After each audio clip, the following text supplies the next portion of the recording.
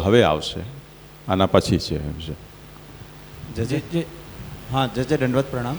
जय मेरे को एक तो ये प्रश्न था कि जो माइक को ऐसे सीधा रखो. हाँ, साधन अवस्था में जो श्रवण के लिए बताया कि उसको इतना प्रतिबंध है सब तरफ से, तो भाव उसको ठहरने में तो बहुत दिक्कत आएगी, ठहरेगा कैसे? लेकिन फिर भी यहाँ पे ऐसा बताया कि वो भावना करे, उससे उसको भाव सिद्ध होगा, त्याग नहीं करे. तो ये चीज़ समझ नहीं आ रही. जैसे वहाँ पे साधन प्रकरण में तो महाप्रभु जी जब इतना प्रतिबंध जो 4 उसमें बताए कि विक्षेप है, अशक्ति है, प्रतिबंध है, तो साधन का मार्ग ही बदल दिया कि तीर्थ आदि में आप वो करो. तो यहाँ पे वो तो साधन अवस्था में ही है और फिर भी उसको इतना प्रतिबंध है, तो वो कैसे, वो भावना कैसे कर पाएगा इतना प्रतिबंध होते हुए भी? जैसे व्रज भक्तों ने की थी, वही उदाहरण है. साधन प्रकरण में जो बताएं विक्षेपाद अथवा आसक्त्या, वो तो पूजा के प्रतिबंधक बताएं. व्यावृत्त श्रवण कीर्तन परायण जो है उसकी बात नहीं है, ये बात उनके लिए हो रही है. सेवा परायण के लिए ये सब बातें नहीं हैं, उसको तो त्याग का कोई प्रसंग ही नहीं है. जी यहाँ जो एक जो श्रवणादि के सिद्ध के लिए जो हमारा अभी टॉपिक चला, उसमें जो 2 नए आए ना, वो मतलब वो मालूम नहीं पड़ा कि जो देहावसान के बाद जो वज्रानंद की प्राप्ति के लिए जो लेता है संन्यास, और एक तो पूजा वाला बताया, जैसे अभी आपसे ने आज्ञा करी कि महाप्रभु जी ने प्रतिकूलम गृहम त्यजेत वाला कहा, तो वो दोनों भिन्न है ऐसा कहा. तो वो जो 2 भिन्न है वो किन से भिन्न है? मतलब वो एक दूसरे में जो देहावसान वाला जो कहा और जो श्रवण की सिद्धि के लिए संन्यास जो अभी पहले से चल रहा है, तो ये 3 कैटेगरी मतलब वो थोड़ा आइडिया नहीं आया. देख लें.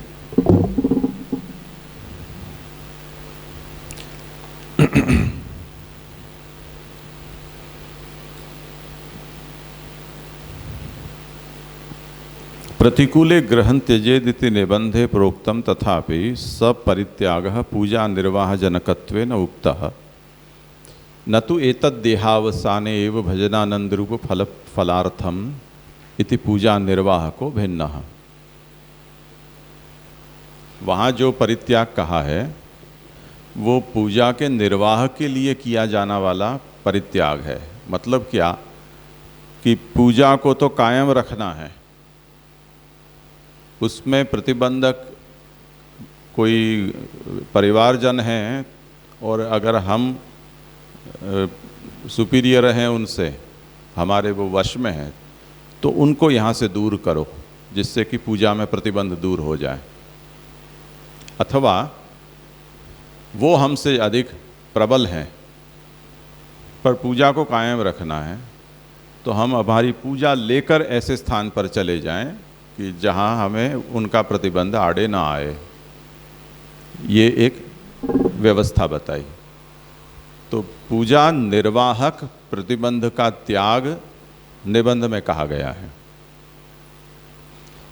वहीं पर आगे जाकर ये जो अभी अचल ने पूछे थे वो कि पूजा में विक्षेपाद अथवा शक्त्या प्रतिबंधाद अपि क्वचित अत्याग्रह प्रवेशया पर पीड़ादि संभवे तीर्थ पर्यटनम श्रेष्ठम सर्वेशाम वर्णिनाम तथा. ये महाप्रभु ने एक विकल्प बताया कि अब आपकी परिस्थिति आपकी वश में नहीं है और भगवत सेवा करते हुए ये सब उसमें प्रतिबंध आ रहे हैं, तब आपके पास अब क्या विकल्प बचा?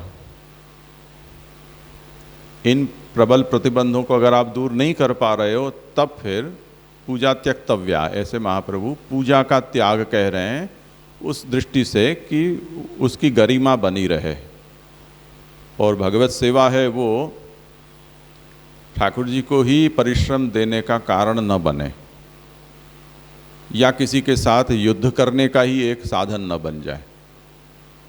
इसलिए सेवा त्याग करो. अब सेवा त्याग है वो तो एक बहुत बड़ा निर्णय है. जिस व्यक्ति ने मानो कि 40-50 वर्ष तक ठाकुर जी की सेवा जिसने की है, भले ही लड़ते झगड़ते कैसे भी की हो, पर 40-50 साल का जो अंतराल है वो ऐसा होता है कि कुछ तो भावनात्मक संबंध ठाकुर जी से होता ही है ना। जैसे नारायण दास जी अपने रामदास जी, पद्मनाभ दास जी के यहाँ अपने ठाकुर जी पधरा कर गए और म्लेच्छ चोर गया ठाकुर जी को, तो वहाँ बैठे बैठे उनको ये पता चल गया कि मेरे ठाकुर जी परिश्रम में हैं। उस तरह से कुछ तो अपने ठाकुर जी के प्रति लगाव होता है।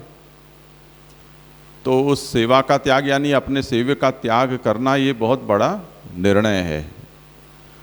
वो वसुदेव जी के उदाहरण से हम समझ सकते हैं कि ठाकुर जी को अगर परिश्रम न हो उसके लिए अपने पुत्र को उन्होंने नंदराय जी के यहाँ पधराया। ये कुछ उस तरह की पीड़ा है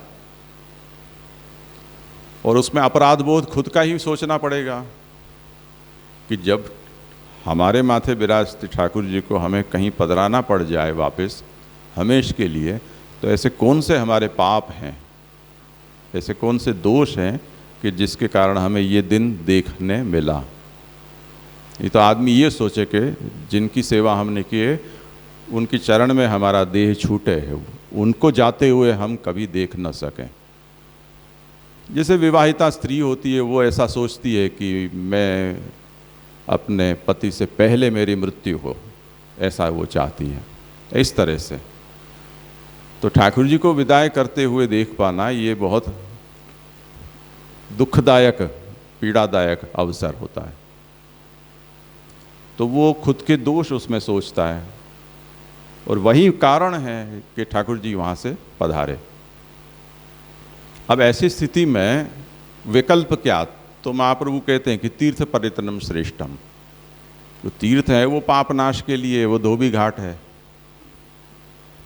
तो तुम्हारे कोई पाप हैं जिसके कारण तुमको ठाकुर जी से विमुख होना पड़ा या ठाकुर जी तुमसे दूर पधार गए, तो अब तीर्थों में रखड़ते रहो, मरो तब तक, ये सोचकर कि ये देह अब ठाकुर जी लायक नहीं रही तो किसी तरह छूटे, क्योंकि आत्महत्या करने की छूट शास्त्र देता नहीं है।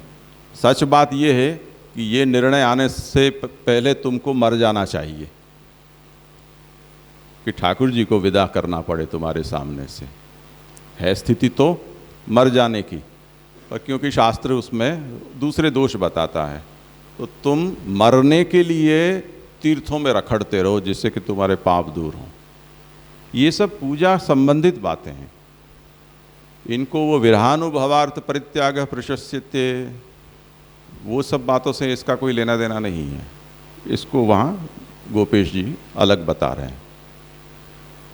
मतलब ये दोनों पक्ष जो हम श्रवणादि के सिद्धि के लिए कर रहे हैं वो दोनों, ये दोनों पक्ष उससे भिन्न है। हाँ। क्योंकि ये दोनों पक्ष पूजा संबंध। हाँ, हाँ। ठीक है, थोड़ा विराम कर लो, पीछे बैठते हैं।